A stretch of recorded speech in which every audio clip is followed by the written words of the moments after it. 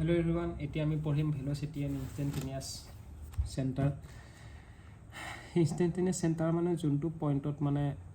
rotation start হয় এটো instantaneous center বুলি কয়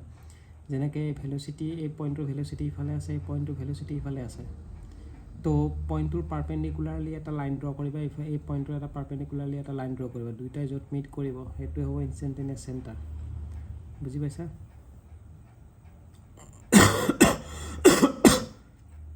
এতিয়া velocity এটা এই লাইনটোৰ velocity আৰু instantaneous এই লাইনটো মানে ab ai b লাইনটোৰ velocity আৰু bi লাইনটোৰ velocity সেম হয় সেইকাৰণে ওমেগা এইকাৰণে আমি কি লিখিছো ওমেগা ai ওমেগা bi তো এটো আমি কি কৰিলো তাৰছত velocity ডিভাইড কৰিছো velocity divide by area v is equal to velocity divided by area নহয় sorry velocity divided by radius আৰু এটো velocity divided by radius এটো কৰিছো এনেকৈ এই প্ৰবলেমটো চোৱা এই প্ৰবলেমটোৰ if velocity ইফালে আছে velocity ইফালে আছে দুটাৰ পাৰপেণ্ডিকুলাৰ হলে ইনস্ট্যান্টেনিয়াস সেন্টাৰ কোনটো হ'ব এটো হ'ব তো এটো লাইনৰ velocity আৰু এই লাইনটোৰ velocity সেম হ'ব বুজি পাইছা সেই তেনেকুৱা ধৰণৰ কথা এনেকুৱা rolling pure rolling at teneke velocity to instant yate I to velocity at this point to heri hobo pure rolling at yate instantaneous center to etu hobo buji paisa pure rolling at khetor instantaneous center to etu hobo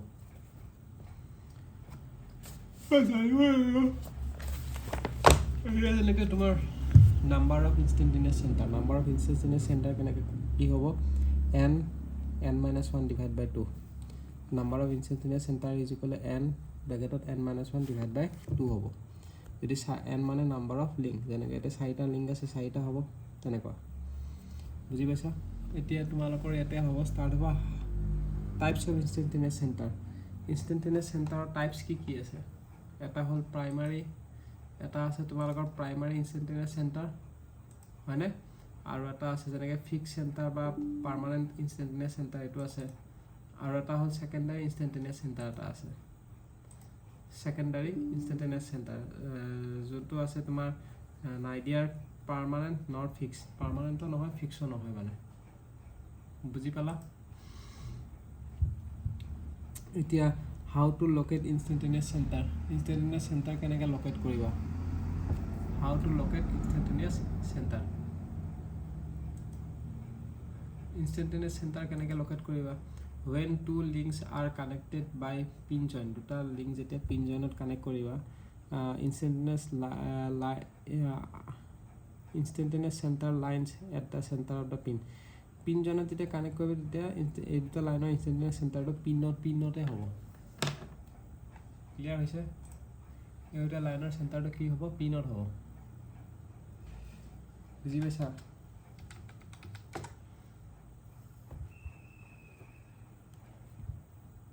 clear হৈছে নে কি কৈছো মই বুজি পাইছা নহয়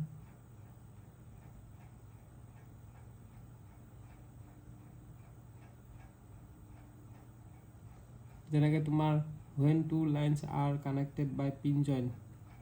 দুটা line যেতিয়া pin jointত আমি কানেক্ট কৰিম instantaneous line of centers to each pin আৰু যদি এনেকুৱা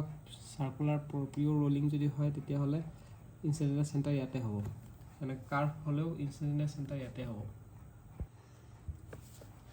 তেনেকৈ এটো যেতিয়া কার্ভ পাথ থাকিব instantaneous center ইয়াতে হ'ব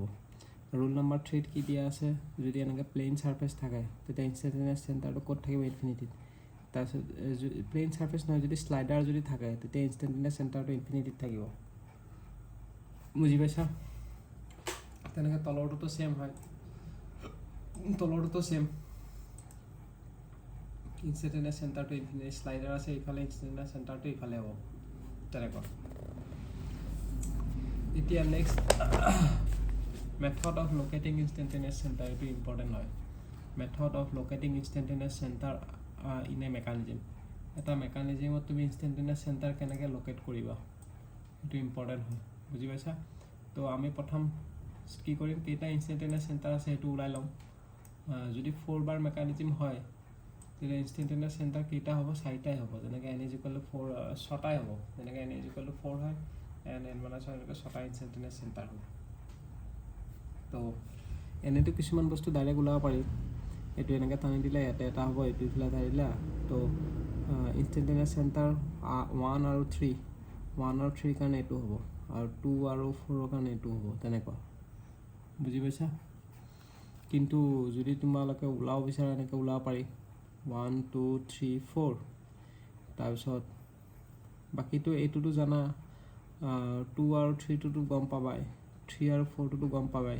4 আৰু 1 টোতো গম পাবাই 1 আৰু 2 টোতো গম পাবাই এইখিনিতো গম পায় এতিয়া বাকী থাকিল তোমাৰ এইটো 4 ৰ পৰা 2 4 আৰু 2 কেনেকৈ ওলাবা 4 আৰু 2 যোৱা এইটো ৰাস্তা এটা আছে এইটো এটা ৰাস্তা আছে মানে 4 2 যোৱা ৰাস্তা কি আছে I1 I43 আৰু I32 আৰু I41 আৰু I12 তো I42 টো কি হয় I42 লৈ কাৰণে কি হ'ব I43 আৰু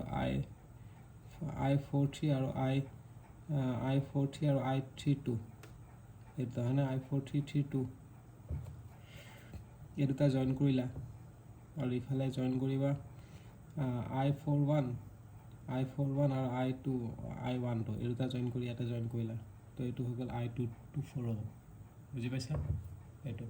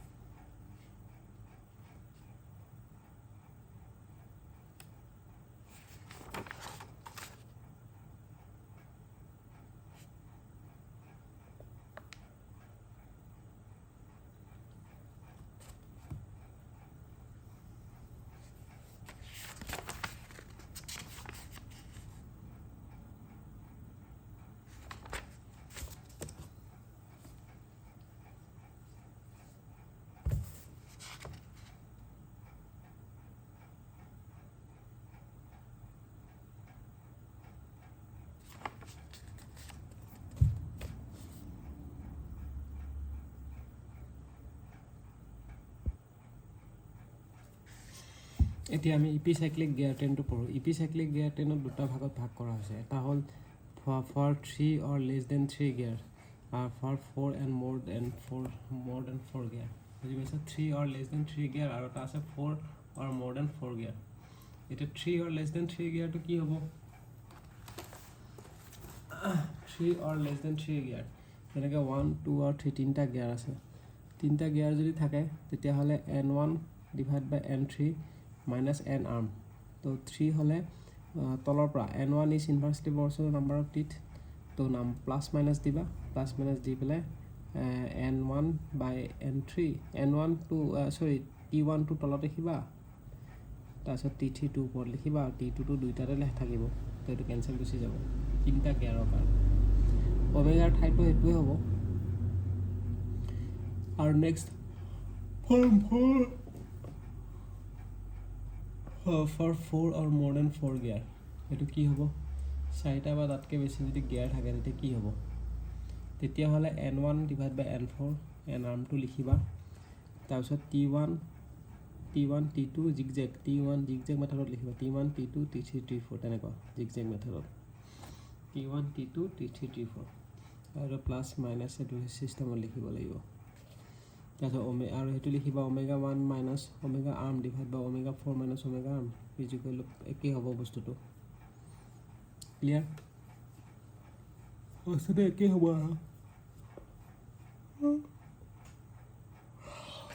তাৰপিছত নেক্সট কি হ'ব নেক্সট আছে তোমালোকৰ নেক্সট আছে if input and output gears are in opposite direction input আৰু output gear টো যদি opposite direction আছে তেতিয়া কি হ'ব তেতিয়া হলে input আৰু output so input টো আৰু output টো এটা যদি opposite direction থাকে তেতিয়া হলে then minus sign on the teeth side ইয়াতে minus দিব লাগিব বুজিলা আৰু if input and output are in the same direction then plus sign দিব লাগিব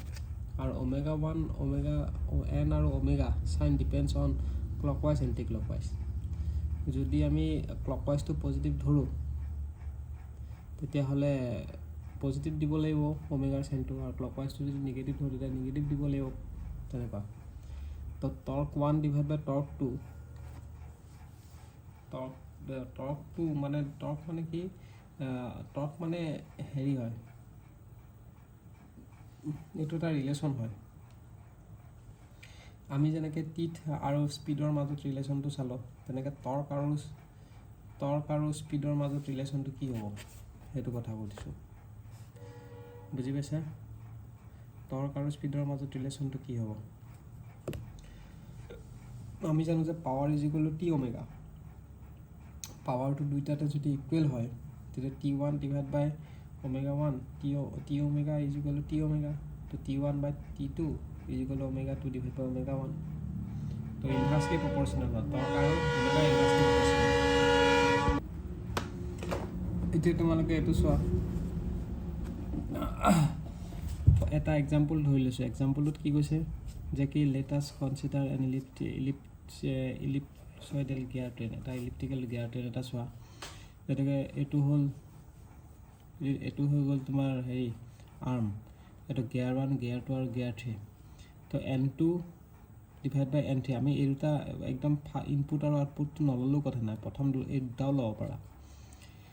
এটো লব পাৰা এটো আৰু এটো লব পাৰা n2 by n arm divided by n3 by n arm is equal to negative কি হৈছে কাৰণ এটো যদি এটো দুটা অপোজিট ডাইৰেকশন ঘূৰিছে কাৰণ নেগেটিভ হৈছে তাৰপিছত এটো তলত আহি যাব 3 টো আৰু এটো ওপৰত গুচি যাব বা তোমালকে 3 আৰু 4 টো লব পাৰা 3 আৰু 4 টো এটো পজিটিভ কি হ'ব কাৰণ এটা সেম ডাইৰেকশন ঘূৰিছে হেতু বুজি পাইছা আৰু n2 by n3 এই দুটা যদি আমি মাল্টিপ্লাই কৰো তেতিয়া হলে এই দুটা মাল্টিপ্লাই কৰিলে কি হ'ব n2 by n4 হ'ব n2 by n4 আৰু n arm আৰু দুটা অপোজিট ডাইৰেকশন কাৰণে মাইনাস চিন আহিছে বুজি পাইছা হেতু সিস্টেম এতিয়া তোমালোকৰ গিয়াৰ যদি তিনটা থাকে 1 2 3 আমি এই দুটা কম্বিনেশন লব পাৰো এই দুটা লব পাৰো বা ডাইৰেক্টলি এই দুটা লব পাৰো এই কথাটো বুজাইছে we can take any of the above combination depending upon the requirement বুজি পাইছানে ৰিকুৱাৰমেন্টৰ ওপৰত আমি হেৰি কৰিব পাৰো নেক্সট এতিয়া হৈ গল তোমাৰ